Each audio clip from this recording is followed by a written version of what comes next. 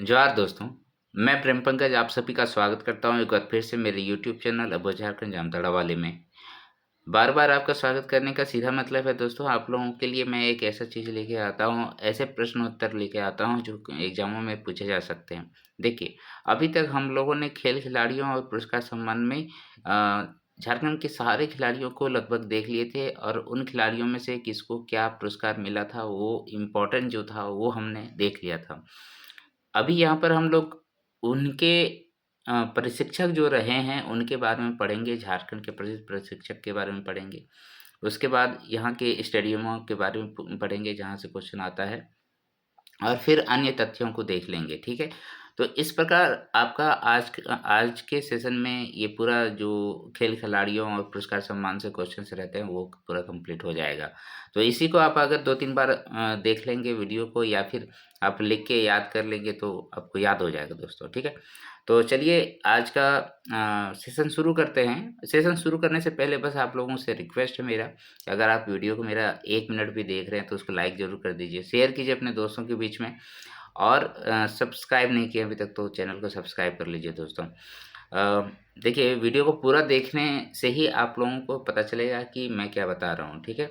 और मेरा मकसद है कि आपका जो क्वेश्चन सेट है, उसी के फॉर्म में पूरा झारखंड को पढ़ाऊँ और ये मैं करके रहूँगा।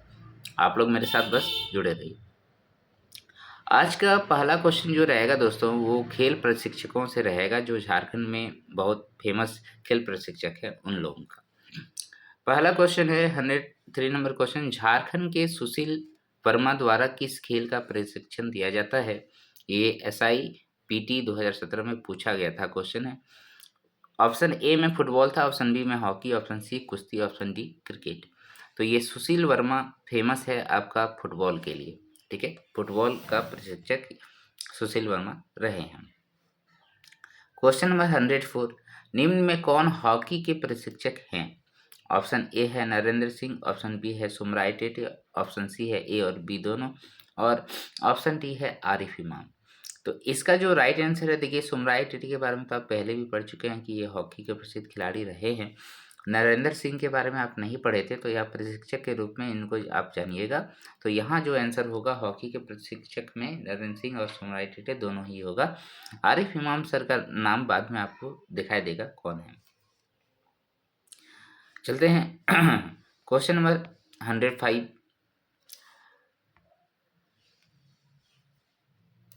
जयदीप सरकार व शेखर बॉस द्वारा किस खेल का प्रशिक्षण दिया जाता है? ऑप्शन ए में है volleyball, option B karate, option C तीरंदाजी, ऑप्शन डी है कुश्ती।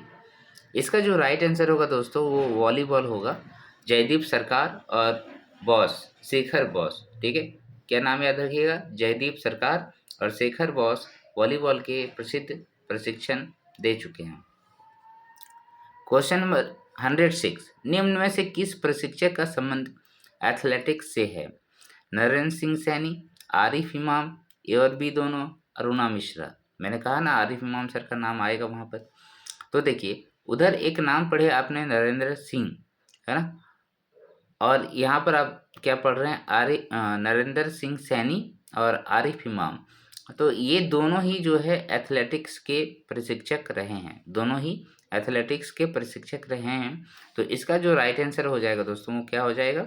इसका राइट आंसर ए और बी दोनों, यानी कि नरेंद्र सिंह सैनी और आरिफ इमाम। थोड़ा व्याख्या देख लेते हैं। नरेंद्र सिंह सैनी और आरिफ इमाम दोनों प्रशिक्षकों का संबंध एथलेटिक्स से है। नरेंद्र सिंह सैनी को वर्ष 1997 में द्रोणाचार्य पुरस्कार से सम्मानित किया गया है, याद रहेगा। नरेंद्र सिंह सैनी को 1997 में द्रोणाचार्य पुरस्कार से सम्मानित किया गया था। और ये किसके प्रशिक्षक हैं? एथलेटिक्स के हैं। आरिफ इमाम किससे रिलेट करता है? एथलेटिक्स से रिलेट करता है। और अरुणा मिश्रा आपने तो पढ़ा ही है, कमेंट सेक्शन में आप करके बता सकते हैं वो कौन खिलाड़ी है। अब आते हैं क्वेश्चन नंबर आपका रहेगा 107 और इसमें हम लोग देखेंगे, देखिए यहाँ पर जो प्रशिक्षक था उसमें पूर्णिमा महतो जी का नाम नहीं दिया है, वो हम लोगों ने पहले ही पढ़ रखा है हॉकी के खिलाड़ियों में। इसीलिए नहीं दिया है, तो उसको आप अच्छे से आप देख लीजिएगा उसके क्वेश्चन, वहाँ से इस बार क्वेश्चन आ सकता है। 2024 का वो पद्मश्री विजेता रही है। और एक Salima Tete. Okay, question number 107, Jharkhand के प्रमुख खेल स्थान हम लोग यहाँ से देखेंगे। ऑप्शन क्वेश्चन नंबर 107, किनन स्टेडियम कहाँ है? किनन स्टेडियम कहाँ है? ये सब क्वेश्चन पूछा हुआ है, ठीक है। रांची में है, जमशेदपुर में है, बोकारो में है, धनबाद में है। तो किनन स्टेडियम का बात किया जा रहा है, तो किनन स्टेडियम का जो जगह है वो तो जमशेदपुर है। निम्न में से कौन सा स्टेडियम जमशेदपुर में है? Question number 108, Tata sports complex, railway stadium, McKeon stadium, Birsa stadium. तो यहाँ जो आंसर होगा दोस्तों वो क्या हो जाएगा? Tata sports. Tata sports complex के अंदर ही ये किनन स्टेडियम भी आता है। देखिए यहाँ पर व्याख्या में, टाटा स्पोर्ट्स कॉम्प्लेक्स जमशेदपुर में है। इसके अतिरिक्त मोहन आहूजा स्टेडियम और किनन स्टेडियम आदि भी जमशेदपुर में अवस्थित है। ठीक है। किनन स्टेडियम में पहले अंतर्राष्ट्रीय क्रिकेट हुआ करता था, अभी नहीं हो रहा है। उसकी वजह है वहाँ पर एक बार इंडिया वेस्ट इंडीज के मैच में कुछ घटना घट गई थी। 109, बिरसा मुंडा स्टेडियम कहाँ है? गोमियो में है, जमशेदपुर में है, रांची में है, बोकारो में है। तो देखिए अधिकतर स्टेडियम झारखंड में आपको मिलेंगे रांची में, ठीक है। यहाँ पर बिरसा मुंडा स्टेडियम का बात कर रहे हैं तो वो भी रांची में है। क्वेश्चन नंबर 110, निम्न में से कौन सा स्टेडियम रांची में स्थित है? जयपाल सिंह स्टेडियम, शताब्दी स्टेडियम, मैकॉन स्टेडियम, ये सभी। तो यहाँ पर जितने सारे स्टेडियम है वो सभी आपका जो है कहाँ पर है? रांची में है। तो आंसर क्या हो जाएगा? ये सभी। जयपाल सिंह स्टेडियम, देखिए जयपाल सिंह स्टेडियम है जो नाम है, ये एक कॉम्प्लेक्स भी है रांची में। ओके, यहाँ पर देखिए व्याख्या में थोड़ा सा, जयपाल सिंह स्टेडियम, शताब्दी स्टेडियम व मैकॉन स्टेडियम रांची में स्थित है। इनके अतिरिक्त Birsa stadium, astroturf stadium, Khelgaon stadium, JSCA अंतर्राष्ट्रीय क्रिकेट स्टेडियम, रेलवे स्टेडियम आदि भी रांची में स्थित है। ठीक है, ये सभी रांची में स्थित है। जितना नाम मैं बताया यहाँ पर सारे रांची में स्थित है। तो और एक बार बता दूं क्या? व्याख्या में देखिए बहुत अच्छे से लिखा हुआ है, जयपाल सिंह स्टेडियम, शताब्दी स्टेडियम, मैकॉन स्टेडियम, ये सभी रांची में है। इसके अतिरिक्त Birsa stadium, astroturf stadium, Khelgaon stadium, JSCA अंतर्राष्ट्रीय क्रिकेट स्टेडियम, रेलवे स्टेडियम आदि भी रांची में स्थित है। अभी इसका स्थापना वर्ष नहीं बता रहा हूँ, ठीक है, क्योंकि इससे रिलेटेड स्थापना वर्ष कम ही पूछे गए हैं, ज़्यादातर तो जिला ही पूछे गए हैं कहाँ पर है। देखिए पहला, बिरसा मुंडा हॉकी स्टेडियम रांची में है। बिरसा मुंडा एथलेटिक्स स्टेडियम जो कि इसको एस्ट्रोटर्फ हॉकी स्टेडियम कहते हैं, ये भी रांची में है। जयपाल सिंह स्टेडियम ये भी रांची में है। चाईबासा स्टेडियम चाईबासा पश्चिमी सिंहभूम में है। हजारीबाग स्टेडियम जिसको हम लोग करजन ग्राउंड भी कहते हैं, करजन ग्राउंड भी कहते हैं, वो हजारीबाग में है। याद रखिएगा करजन ग्राउंड, ठीक है। फिर नीचे जाते हैं, इतने में हो जाएगा। हाँ,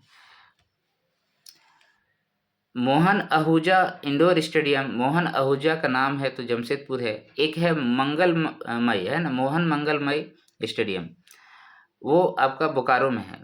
रेलवे स्टेडियम जो है धनबाद में है।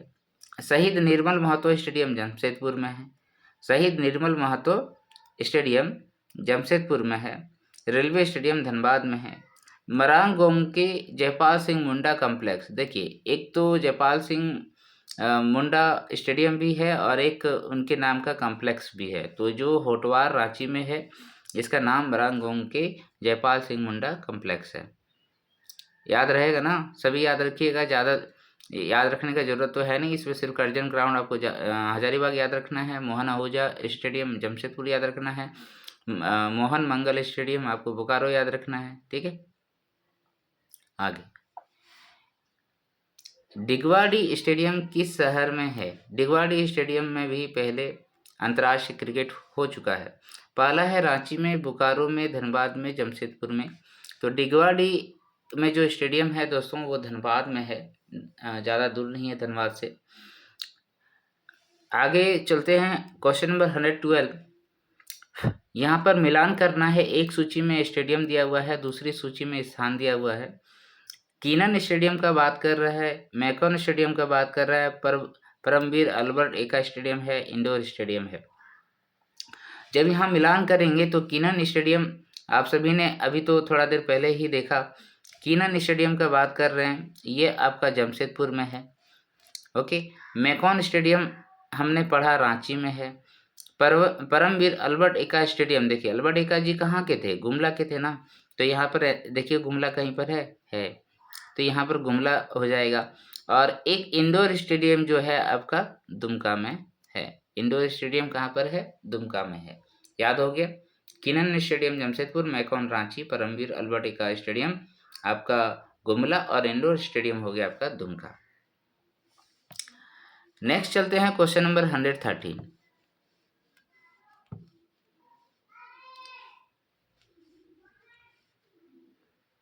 ओके, क्वेश्चन नंबर 113 देखिए। ये क्वेश्चन बहुत बार पूछा गया है और ज़्यादातर इसमें जो स्थापना वर्ष नहीं पूछता है, जगह ही पूछता है। तो जगह से ही रिलेटेड क्वेश्चन इसमें दिए गए हैं।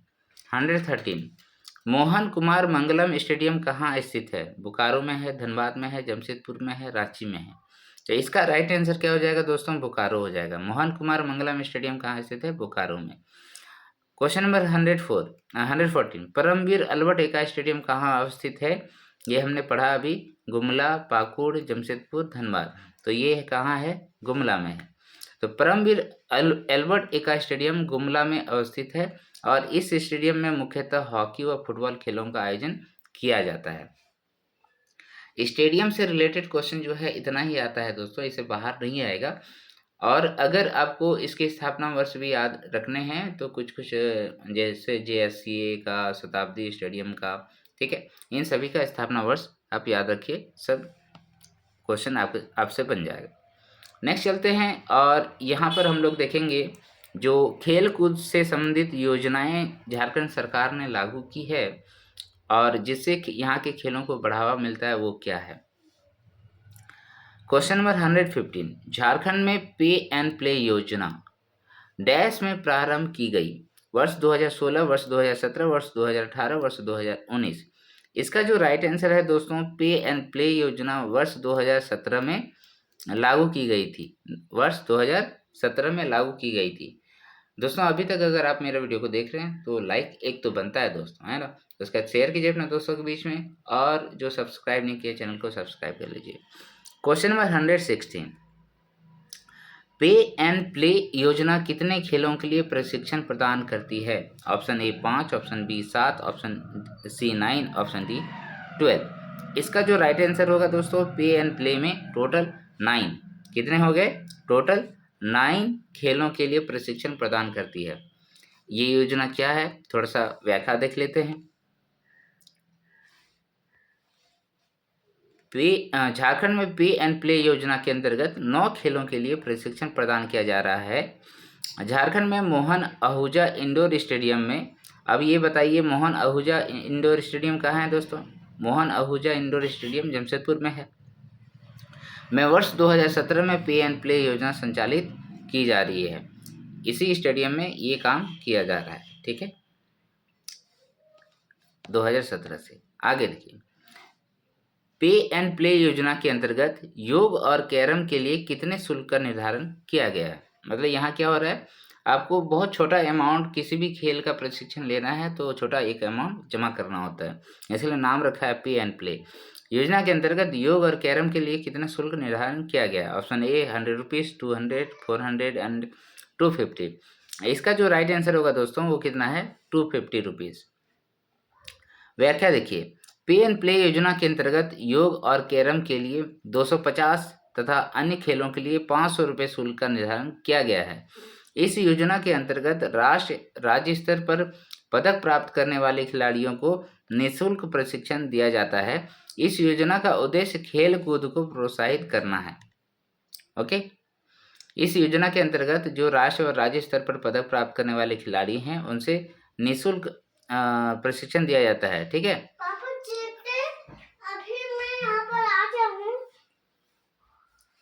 अभी शांत रहिएगा बेटा, ये लीजिए। आगे चलते हैं क्वेश्चन नंबर 118। झारखंड में खेल छात्रवृत्ति योजना किस वर्ष प्रारंभ की गई थी? वर्ष 2005, वर्ष 2006, वर्ष 2007, वर्ष 2008। इसका जो राइट आंसर होगा दोस्तों वो क्या हो जाएगा? 118 का बी हो जाएगा। वर्ष 2006 में खेल छात्रवृत्ति योजना प्रारंभ की गई थी, है ना। खेल छात्रवृत्ति योजना कब प्रारंभ की गई थी? वर्ष 2006 में।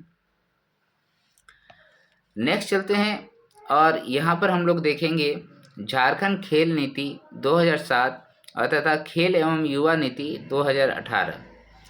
Question number 119। झारखंड ने पृथक राज्य के रूप में गठन के बाद खेल नीति कब लागू की थी?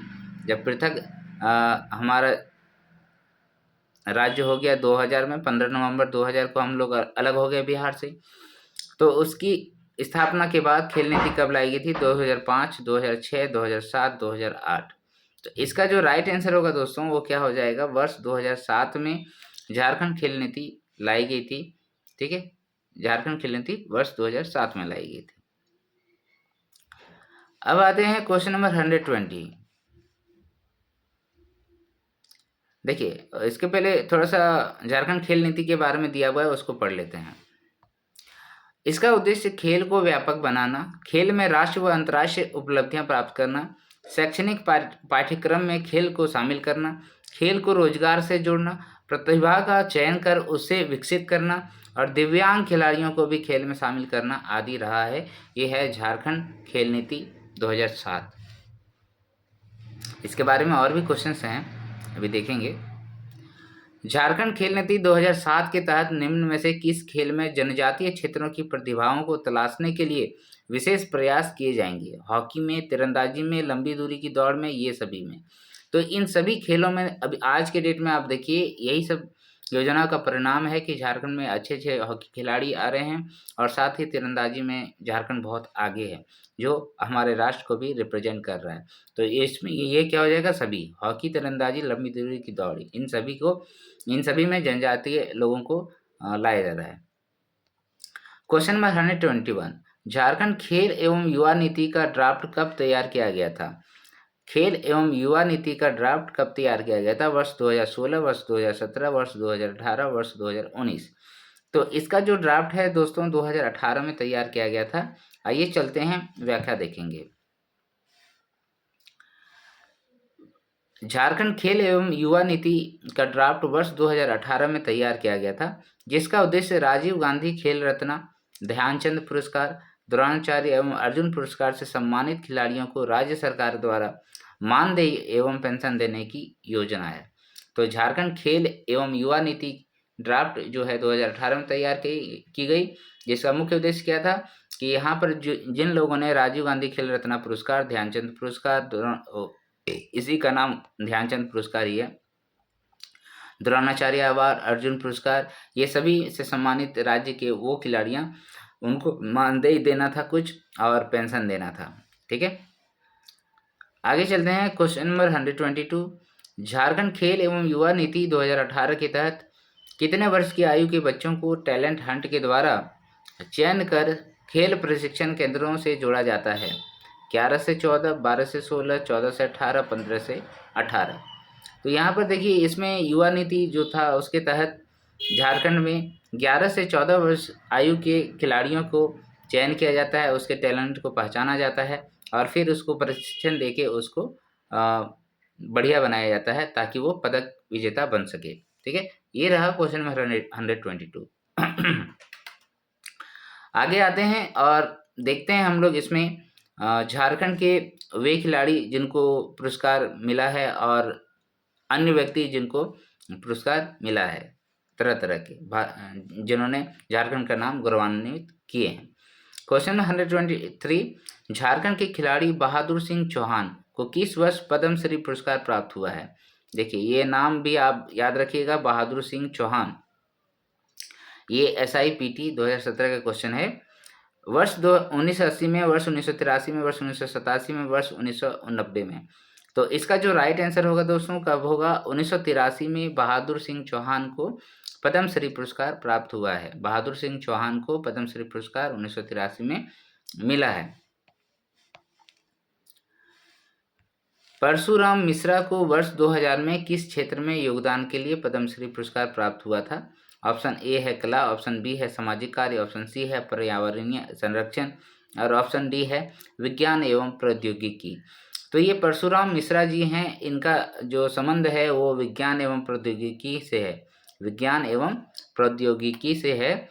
और इनको 2000 में आपका पद्मश्री पुरस्कार मिला था, यानी कि जिस वर्ष हम लोग बिहार से अलग हुए थे उस वर्ष। क्वेश्चन नंबर 125, झारखंड के किस व्यक्ति को कला के क्षेत्र में योगदान के लिए पद्मश्री पुरस्कार प्राप्त हुआ था? देखिए इसमें सारे लोगों को जोड़ के आंसर दिया हुआ है। गुरु केदारनाथ साहू, गुरु श्यामाचरण पट्टी, पंडित गोपाल प्रसाद दुबे और ये सभी। तो इसका जो राइट आंसर होगा ये सभी होगा। इन सभी लोगों को पद्मश्री पुरस्कार मिल चुका है। तो यहाँ पर देखिए व्याख्या में क्या लिखा हुआ है, झारखंड के गुरु केदारनाथ साहू, गुरु श्यामा प्रसाद चरण पाती और पंडित गोपाल प्रसाद दुबे को कला के क्षेत्र में योगदान के लिए पद्मश्री पुरस्कार प्राप्त हुआ है। क्रमशः केदारनाथ साहू को 2005 में, गुरु श्यामा चरण पति को 2006 में और पंडित गोपाल प्रसाद दुबे को 2012 में पद्मश्री पुरस्कार प्राप्त हुआ था। इनके अतिरिक्त रामदयाल मुंडा को 2010 में और मकर ध्वज दरोगा को 2011 में कला के क्षेत्र में पद्मश्री पुरस्कार प्राप्त हुआ है। 5 नाम याद रखिएगा।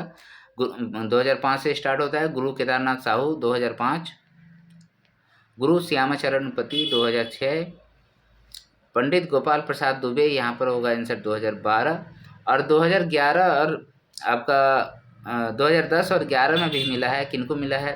तो रामदयाल मुंडा साहब को जो है 2010 में मिला था और मकर ध्वज दरोगा जो है, मकर ध्वज दरोगा उनको 2011 में मिला है। ये क्वेश्चन वेरी वेरी इंपॉर्टेंट है, इसको आप बहुत अच्छे से याद रखिएगा। क्लियर है? नेक्स्ट चलते हैं क्वेश्चन नंबर 126।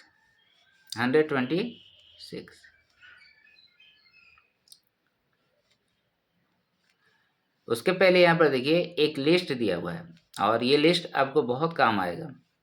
पद्मश्री पुरस्कार का लिस्ट दिया हुआ है, न्यू में भी कुछ लिखा हुआ है। देखिए मुकुंद नायक 2017 में इनको संगीत कला के क्षेत्र में मिला है। बलवीर दत्त 2017 में शिक्षा, साहित्य एवं पत्रकारिता के लिए मिला है।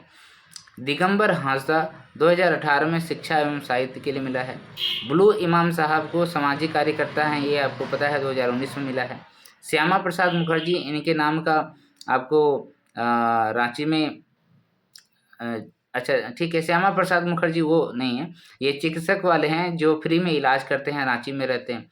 जमुना टूडू का नाम बहुत फेमस हुआ था 2019 में, ये सामाजिक कार्यकर्ता हैं। मधु मंसूरी हसमुख, जो बताया याद रहेगा ना। मधु मंसूरी हसमुख 2020 में मधु मंसूरी हसमुख 2020 में कला के क्षेत्र में मिला है इनको। छोटनी महतो जी को 2021 में सामाजिक कार्यकर्ता के लिए मिला है। छोटनी महतो ये क्यों फेमस थी? छोटनी महतो वो डायन वाला प्रथा जो है उसकी समाप्ति के लिए। गिरधारी राम गोंजू 2022 में शिक्षा एवं साहित्य के क्षेत्र में मिला है, नागपुरी वाले आदमी हैं ये। डॉक्टर जानू सिंह सॉय, ये देखिए हो भाषा के ज्ञाता हैं, ये हमारे कोल्हान यूनिवर्सिटी के प्रोफेसर हैं। 2023 में जो है शिक्षा एवं साहित्य के क्षेत्र में इनको पद्मश्री पुरस्कार मिला है। पूर्णिमा महतो, देखिए नाम आ गया, ये हॉकी के प्रशिक्षक रहे हैं, आपको पता है 2024 में खेलों में। ओके, आगे है चामी मुर्मू। तो चामी मुर्मू जी को 2024 में इन्हीं के साथ, पूर्णिमा महतो के साथ जो है सामाजिक कार्य के क्षेत्र में पद्मश्री अवार्ड मिला है। फिर आया 2025 में जो है महावीर नायक, इनका नाम आएगा 2025 में कला के क्षेत्र में इनको पद्मश्री पुरस्कार मिला है, महावीर नायक। तो ये रहा पूरा पद्मश्री से रिलेटेड क्वेश्चंस। ओके, अब देखिए थोड़ा सा रिवीजन के तौर पे और भी क्वेश्चंस हैं। झारखंड के निम्न में से किस व्यक्ति को सामाजिक कार्य के लिए पद्मश्री पुरस्कार प्राप्त हुआ है? ऑप्शन ए है अशोक भगत, ऑप्शन बी है ब्लू इमाम, ऑप्शन सी है श्यामा प्रसाद मुखर्जी और ये सभी। यहाँ क्या पूछा है? सामाजिक कार्य के लिए। तो श्यामा प्रसाद मुखर्जी को किसके लिए मिला? अशोक भगत को किसके लिए मिला, ये सभी आप आगे देख चुके हैं। यहाँ पर हो जाएगा आंसर क्या, बुलु इमाम साहब जो अभी सामाजिक कार्यकर्ता हैं और इन्हीं को 2019 में मिला था ना। दिखा देता हूँ मैं और एक बार, देखिए 2019 में बुलु इमाम साहब को सामाजिक कार्यकर्ता के लिए मिला था और उसमें नाम क्या था, श्यामा प्रसाद मुखर्जी नाम था, चिकित्सा के क्षेत्र में मिला था। अब मैंने तो उसका डिटेल भी बताया आपको, ओके। और अशोक भगत जी को जो है किसके लिए मिला था, अशोक भगत जी को शायद नहीं मिला है, नहीं मिला है, आगे मिला है। तो यहाँ पर देखिए अशोक भगत को किस वर्ष पद्मश्री पुरस्कार प्राप्त हुआ था, 2008 में, 2015 में, 2011 में, 2012 में। वहाँ 2017 का लिस्ट था ना, ये 2015 में अशोक भगत जी को मिला था। अब आगे देखिए क्वेश्चन 1 to 8, झारखंड के किस पर्यावरणीय संरक्षक को 2016 में पद्मश्री पुरस्कार प्राप्त हुआ है। पर्यावरणीय संरक्षक बोला है तो देखिए नाम है मगध ध्वजा दरोगा, Simone Oraon, Mukund Nayak, Balvir Dutt.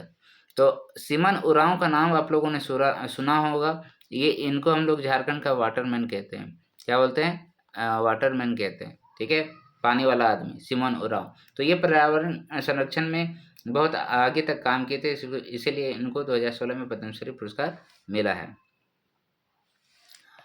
Question number 1 to 9, Jharkhand के किस व्यक्ति को 2017 में संगीत कला में पद्मश्री पुरस्कार प्राप्त हुआ था। बलवीर दत्त, श्यामा प्रसाद मुखर्जी, जमुना टुडू और मुकुंद नायक। तो यहाँ पर पद्मश्री संगीत कला के क्षेत्र में तो एक ही नाम तो दिख रहा है, मुकुंद नायक साहब, है ना। ये तो वहाँ पर भी देखे हम लोग 2017 में।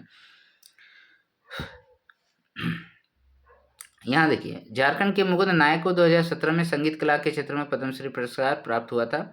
बलवीर दत्त साहब को 2017 में शिक्षा, साहित्य और पत्रकारिता के लिए मिला था। 2017 में ही बलवीर दत्त साहब को भी मिला है, मुकुंद नायक जी को भी मिला है, लेकिन मुकुंद नायक जी को संगीत और कला के क्षेत्र में मिला है और बलवीर दत्त साहब को जो है शिक्षा, साहित्य और पत्रकारिता के लिए मिला है। और श्यामा प्रसाद मुखर्जी और जमुना टुडू दोनों को 2019 में मिला था। आपको पता है पद्मश्री पुरस्कार प्राप्त हुए हैं जमुना टुडू को और श्यामा प्रसाद मुखर्जी को 2019 में मिला, 2019 में मिला। ओके, ये सेक्शन बहुत इंपॉर्टेंट है, यहाँ से क्वेश्चन आता है। ओके, दिगंबर हंसदा को किस वर्ष शिक्षा एवं साहित्य के लिए पद्मश्री पुरस्कार प्राप्त हुआ था। शिक्षा एवं साहित्य के क्षेत्र में दिगंबर हंसदा को कब मिला था। वर्ष 2014, 15, 16 और 18। तो यहाँ आंसर जो है दोस्तों वो है 2018 में मिला था। ये करंट क्वेश्चन था उस टाइम का, तो इसलिए मैं कहता हूँ नीचे से जो मैंने पद्मश्री अवार्ड बताए हैं उसको आप याद रखिएगा। लास्ट 2025 में बताइए तो किन को मिला है। अरे महावीर नायक साहब को मिला है ना, महावीर नायक साहब को मिला है।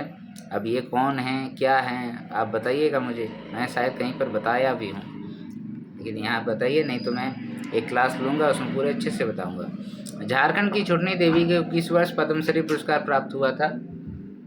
वर्ष 2018, वर्ष 2019, वर्ष 2021। छोटनी देवी आपको मैंने बताया कि इन्होंने डायन प्रथा को ख़त्म करने के लिए बहुत आगे काम किए थे और ये सरायकेला खरसावां जिले की रहने वाली थी और इनको जो है पद्मश्री अवार्ड कब मिला था, 2021 में मिला है। ठीक है, पद्मश्री अवार्ड 2021 में मिला है। यहाँ पर 2017 लिखा हुआ है, कुछ तो झोल है। छोटनी देवी को 2021 में पद्मश्री अवार्ड मिला है। आगे देखिए 132 में, छोटनी देवी को किस क्षेत्र में पद्मश्री पुरस्कार प्राप्त हुआ है। कला में, समाज सेवा में, साहित्य और शिक्षा और कृषि। तो डायन प्रथा किस में आएगा, समाज सेवा में आएगा ना, तो समाज सेवा होगा। छोटनी देवी को समाज सेवा कार्य के लिए भारत सरकार द्वारा 2021 में पद्मश्री पुरस्कार से सम्मानित किया गया है। क्वेश्चन नंबर 133, झारखंड के किस व्यक्ति को पद्म भूषण पुरस्कार मिला है। देखिए अभी तक तीन व्यक्ति हैं जिनको पद्म भूषण मिला है, वो सभी नाम आप याद रखिएगा। शैलेश कुमार बंदोपाध्याय, रानी मुर्मू, करिया मुंडा और ए और सी दोनों। तो यहाँ पर जो आंसर होगा दोस्तों, शैलेश कुमार बंदोपाध्याय और करिया मुंडा, ये दोनों ही हैं जो पद्म भूषण अवार्ड इनको मिला है। लेकिन ए और सी यहाँ पर दोनों क्यों होगा, मुझे ये समझ में नहीं आया। ये शैलेश कुमार बंदोपाध्याय जी को तो नहीं मिला है। यहाँ पर सिर्फ आंसर जो होना चाहिए वो होना चाहिए करिया मुंडा। देखिए व्याख्या में देखते हैं, झारखंड के रुस्तम जी हरमुंस जी मोदी को वर्ष 1990 में महेंद्र सिंह धोनी को 2018 में तथा करिया मुंडा को 2019 में पद्म पुरस्कार मिला है। बस, और किसी को तो मिला ही नहीं, तो यहाँ आंसर होगा करिया मुंडा। ठीक है, ये आंसर गलत है, करिया मुंडा होगा। झारखंड के रुस्तम जी हरमुंस जी मोदी को 1990 में मिला था। महेंद्र सिंह धोनी को 2018 में मिला था, और जस्ट एक साल बाद करिया मुंडा साहब को जो है सामाजिक कार्यकर्ता के लिए 2019 में मिला है। क्वेश्चन नंबर 134, रुस्तम जी हरमुंस जी मोदी को किस क्षेत्र में योगदान के लिए 1990 में पद्म भूषण पुरस्कार मिला था? व्यापार एवं उद्योग, विज्ञान एवं प्रौद्योगिकी, संगीत कला और शिक्षा साहित्य। इसका जो राइट आंसर को दोस्तों वो हो जाएगा व्यापार एवं उद्योग के क्षेत्र में मोदी साहब अभी भी हमारे प्रधानमंत्री हैं। वहीं से आइडिया लगाइए, वो बिजनेसमैन है, तो ये भी बिजनेसमैन ही हैं। मोदी लोग जो होते हैं बिजनेसमैन ही होते हैं। क्वेश्चन नंबर 135, करिया मुंडा को किस वर्ष पद्म भूषण पुरस्कार प्राप्त हुआ था? करिया मुंडा को आपने देखा था 2018 में प्राप्त हुआ था, बार बार एक्सप्लेनेशन देने की जरूरत नहीं है। करिया मुंडा को वर्ष 2000 मैं गलत बता दिया ना, करिया मुंडा 2018 में सिंह धोनी को ना, करिया मुंडा को 2019 में मिला था, कि हर बड़ी में गड़बड़ी होता है। 2019 में करिया मुंडा को, 2018 में महेंद्र सिंह धोनी को मिला था। करिया मुंडा को वर्ष 2019 में पद्म भूषण पुरस्कार प्राप्त हुआ था। ये 8 बार सांसद चुने गए थे। कितने बार? 8 बार सांसद चुने गए थे, और 15वीं लोकसभा में डिप्टी स्पीकर के रूप में कार्य किए थे। डिप्टी स्पीकर के रूप में भी काम कर चुके हैं 15वीं लोकसभा में। 8 बार सांसद चुने जा चुके हैं, कम नहीं है। आते हैं डॉक्टर जानू सॉय के बारे में पढ़ लेते हैं थोड़ा सा। पद्मश्री 2023 से सम्मानित किए गए हैं इनको। तो ये किन क्षेत्र में है? समाज सेवा में है, राजनीति में है, शिक्षा और साहित्य में है, चिकित्सा में। तो मैंने बताया ही, कोल्हान यूनिवर्सिटी के ये शिक्षक रहे हैं। तो क्या हो जाएगा? शिक्षा और साहित्य के क्षेत्र में हो भाषा के विकास में इनका बहुत महत्वपूर्ण योगदान है। तो इनको पद्मश्री 2023 से सम्मानित किया गया। चलते हैं, और 10 क्वेश्चन जो है विविध अन्य तथ्यों से है। रणजी ट्रॉफी 2016 मैच में झारखंड के लिए निम्न में किसने दोहरा शतक लगाया था? विराट कोहली ने, पार्थिव पटेल ने, ईशान किशन ने, चेतेश्वर पुजारा ने। तो ये रणजी ट्रॉफी 2016 का बात हो रहा है और झारखंड का पूछ रहा है, तो आंसर क्या हो जाएगा? ईशान किशन का एक ही तो नाम है जो झारखंड से बिलोंग कर रहे हैं। तो देखिए, ईशान किशन का जो प्रदर्शन है 2016 से ही जबरदस्त रहा है। क्वेश्चन नंबर 138, वर्ष 2016 में निम्नलिखित में कौन सा राज्य पहली बार रणजी ट्रॉफी के सेमीफाइनल में प्रवेश हुआ था? अच्छा, यहाँ पर मैं और एक बात बता दे रहा हूँ, ये ईशान किशन जी का नाम आया है। तो अभी ईशान किशन का जो है T20 वर्ल्ड कप जो कि इंडिया और श्रीलंका में 2026 में होने वाला है, जनवरी से ही स्टार्ट है।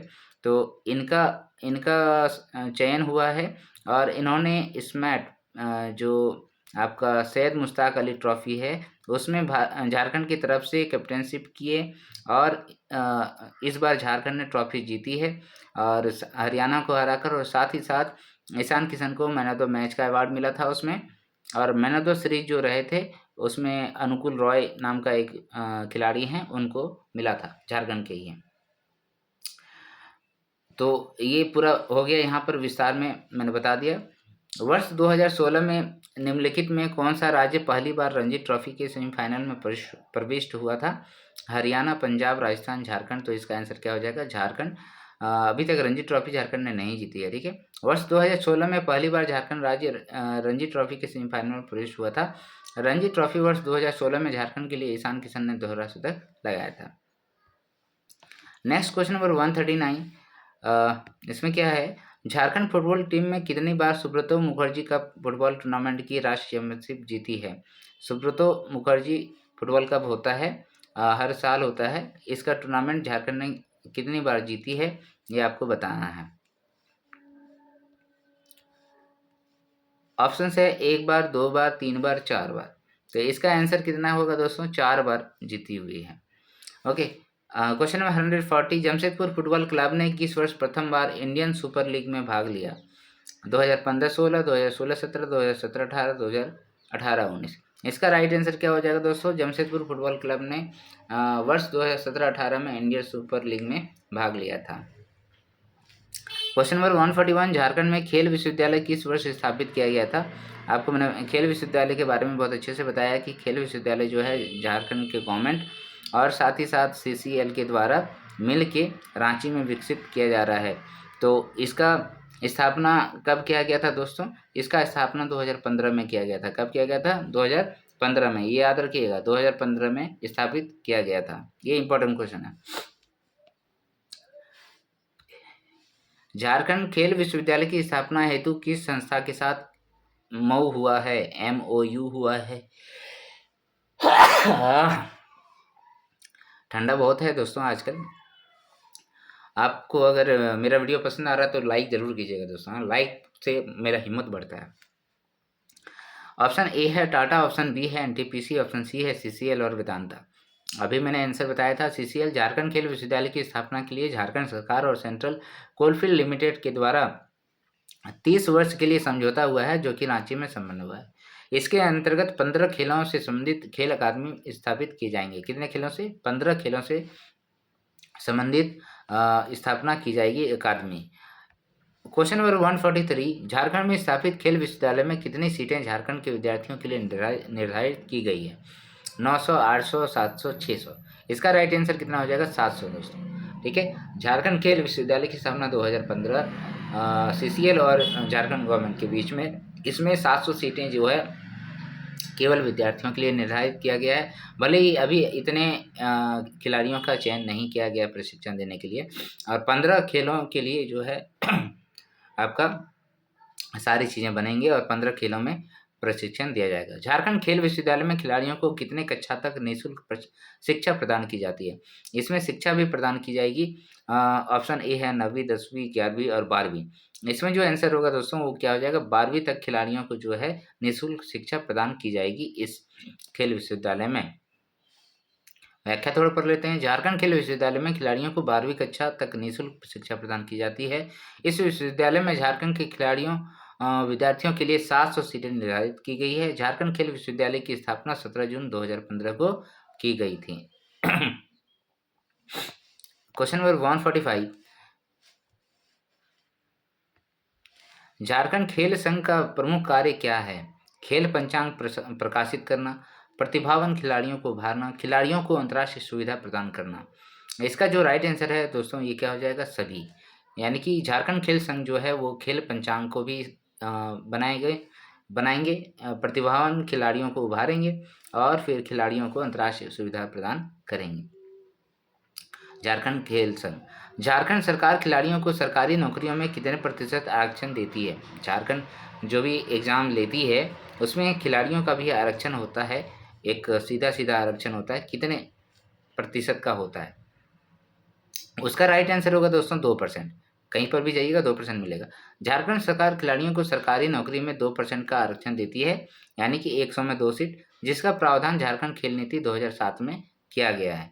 तो ये भी पूछेगा आपसे कौन सा नीति के तहत दिया जाता है? तो झारखंड की खेल नीति 2007 जो पढ़े उसी में 2% जो है सरकारी नौकरियों में जगह दी गई है। झारखंड ने बिहार से पृथक होकर नई खेल नीति 2007 में लागू की, जिसका प्रमुख उद्देश्य खेल को व्यापक बनाना तथा खेल में राष्ट्रीय और अंतर्राष्ट्रीय उपलब्धियां प्राप्त करना है। आज का अंतिम क्वेश्चन लेते हैं दोस्तों।